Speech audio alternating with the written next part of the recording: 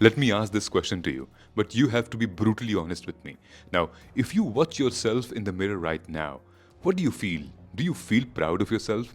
Or do you feel that you are someone who actually wants to change their habit, their lifestyle, their system, but haven't done anything about it?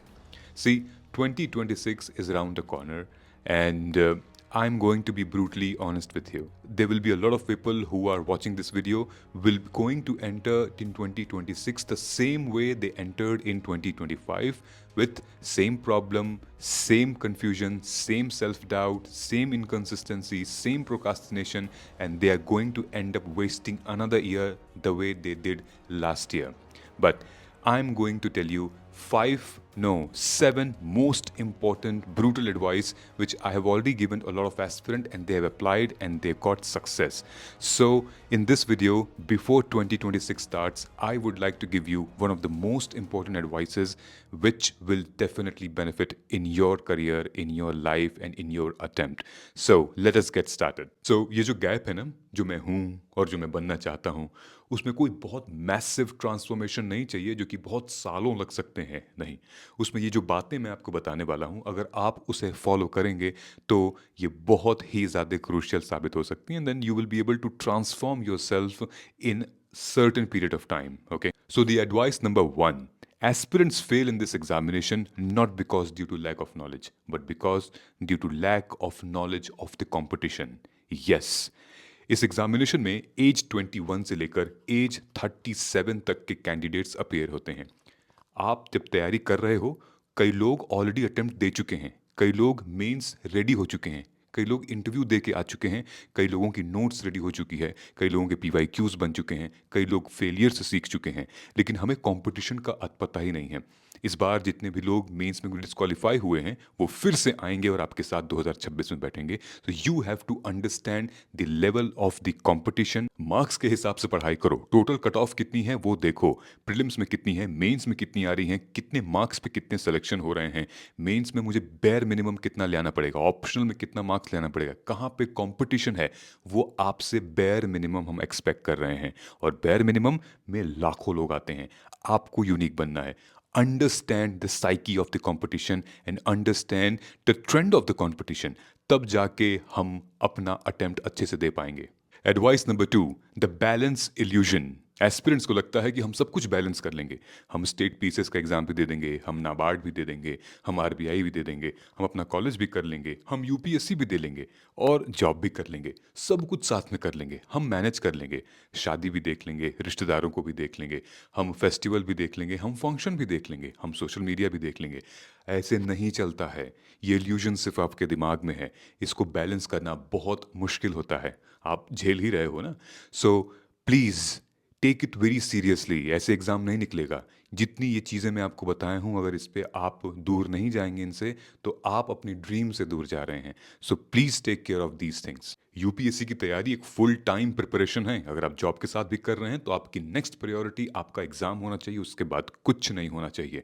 और उसके साथ अगर आप experience हो चुके हैं 1-2 साल, then you think of doing some plan B and all. But अगर आप फुल एनर्जी के साथ आ रहे हैं तो first 1.5 year should be dedicated to UPSC and UPSC। Advice number 3, और ये मैं सबसे कॉमन मिस्टेक देखता हूं almost in 80% of aspirants: treating each subject equally.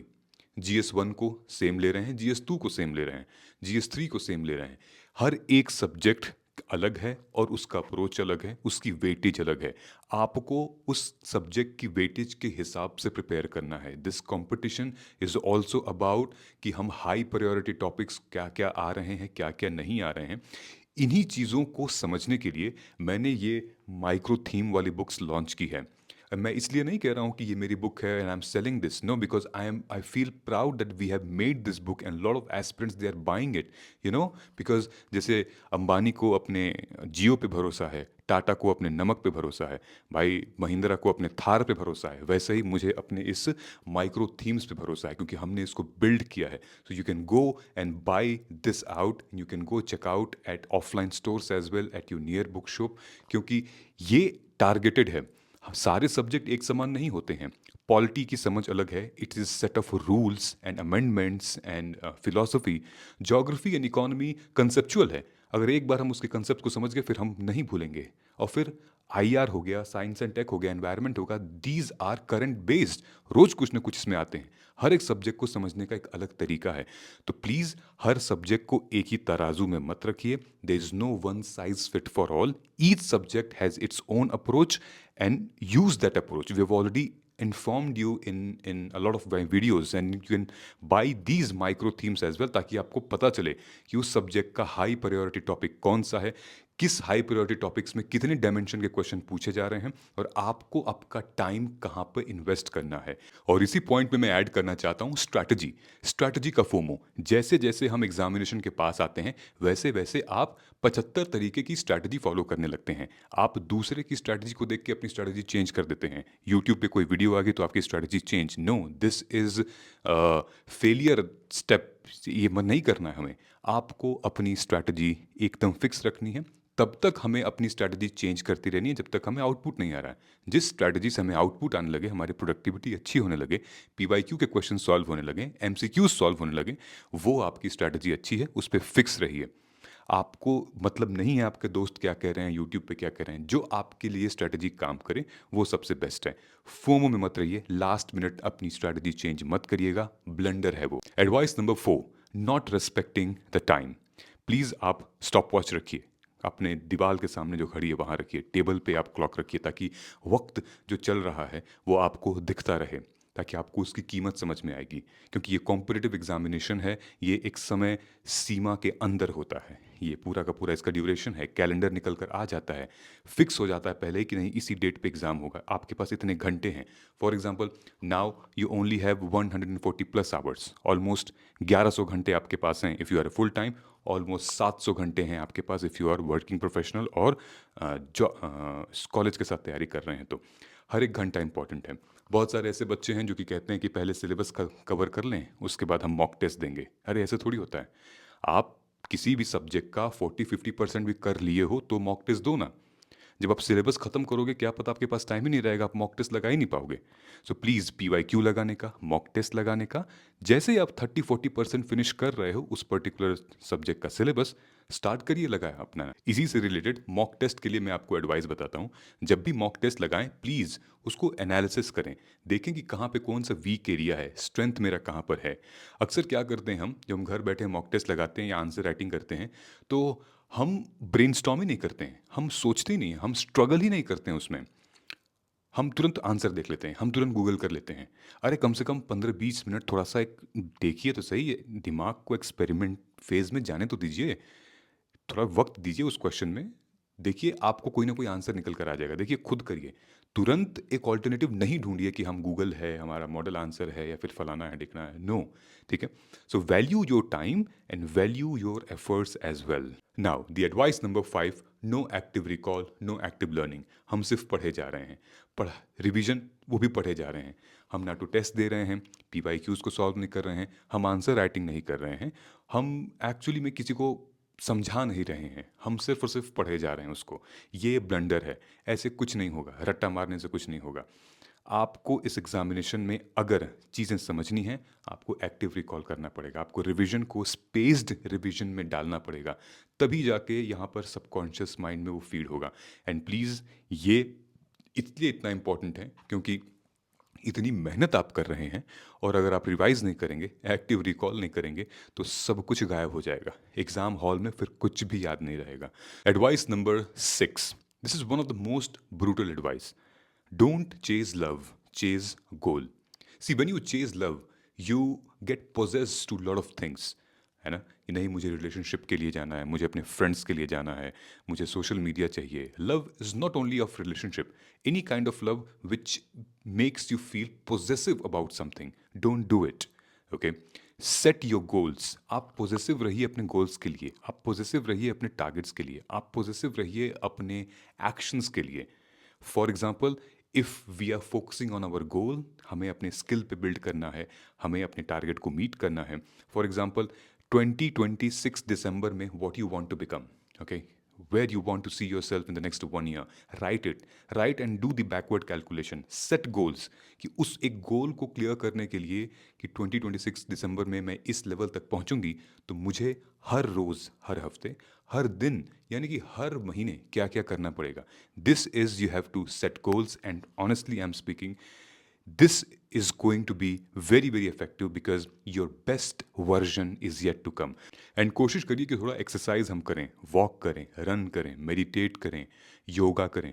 इससे क्या होता है कि हमारी एनर्जी थोड़ी और बूस्ट होती है, क्लैरिटी आती है, और हम एग्जीक्यूशन पे ध्यान देते हैं, हमें फोकस बिल्ट होता है इन सारी चीज़ों से. Okay, I am not saying to go to gym and make bodies and make डोले शोले and all. No, just do the proper exercise so that वो एक क्लैरिटी आएगी, तो आप rest of the hours which you have, you can do better, work better. Last but not the least, advice number 7 talks about accountability. ये सबसे relevant है और ये प्रैक्टिकल है. तुमको जो कुछ भी कर रही हो, अगर तुम उसको ट्रैक नहीं कर रहे हो, तुम उसको इवैल्यूएट नहीं कर रहे हो, तो फिर कोई मतलब नहीं है करने का, है ना. हफ्ते ऐसे गुजर जाएंगे, महीने ऐसे गुजर जाएंगे, हमने क्या किया था, क्या नहीं किया था, कुछ पता ही नहीं चलेगा. और don't depend your self on others कि मैं, कोई मेरे लिए इवैल्यूएट कर दे, कोई मेरे लिए मेरा प्रोग्रेस को ट्रैक कर दे. नो, आप अपने आप को इवैल्यूएट करो. आप देखो ना कि हर हफ्ते आपने कितना ग्रो किया है.